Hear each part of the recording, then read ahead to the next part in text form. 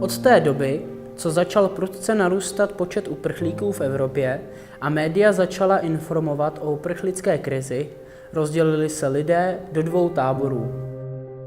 Jedni se bojí, že náboženství a některé kulturní zvyky uprchlíků mohou ohrozit naši bezpečnost nebo dokonce demokracii a svobodu.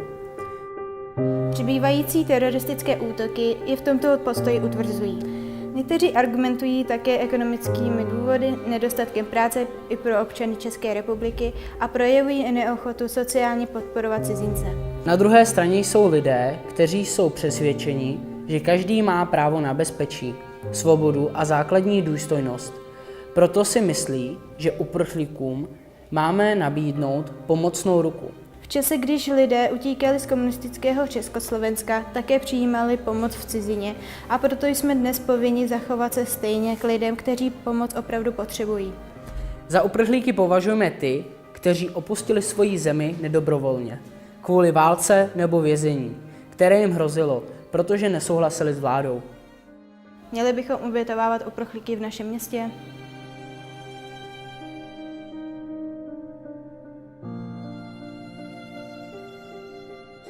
Ano. Za prvý myslím, že i naše město na to ubytovací kapacity má.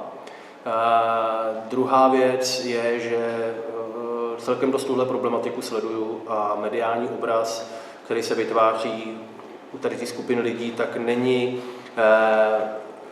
dá se říct, že podle mě není úplně skutečný a reálný, ale musím se přiznat, že přímou zkušenost uprchlíky ještě taky nemám. Tak jako tak, myslím si, že my Češi obecně máme nějakou tradici humanismu, to znamená víru v lidství.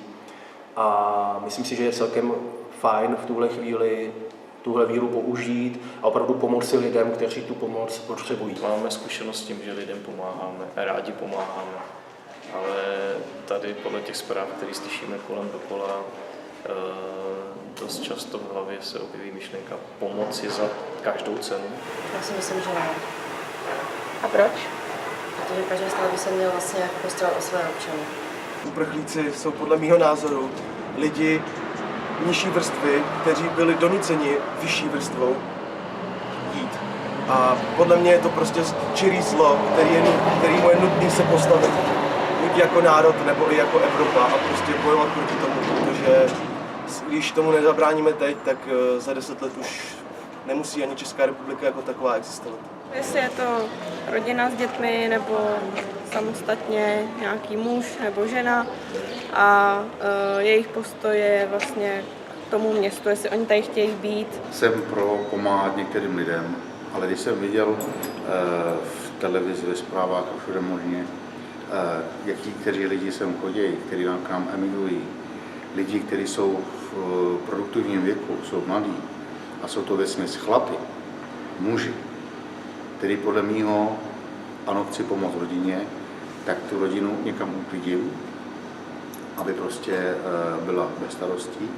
A já se pokusím v rámci svých možností pomoct své zemi. Vyhnat je nemůžeme, nějakou pomoc bychom jim asi nabídnout měli, ale pokud tady budou chtít být a chtějí přijmout naší pomoc, tak by měli dodržovat naše pravidla tady. To je jiná kultura a myslím si, že se tady nikdy jako zapojí do normálního našeho života. Když si tu situaci představím, že by sem přijela rodina, která musela uprchnout z politických nebo jiných důvodů ze své země, tak asi by mě to nevadilo. Do té doby, než by třeba něco provedli, co by se mě nějak dotklo, nebo by to bylo proti mně. Ne, neměli. A proč? Protože se mi tady nelíbí. Nepracují, v jiných státech nepracují, využívají sociální dávky. Politický uprchlíky, protože jsou persekuováni za to, že chtěli třeba nastolit demokracii nebo nějakým způsobem se snažili ovlivnit chod těch zemí, tam si myslím, že je to asi naše povinnost, protože tyhle lidi jsou v ohrožení života. Ta druhá část, to musím říct, že když utíkají mladí muži ze země, která bojuje o svobodu, je pro mě nepřijatelný. Měli bychom ubytovávat uprchlíky v našem městě?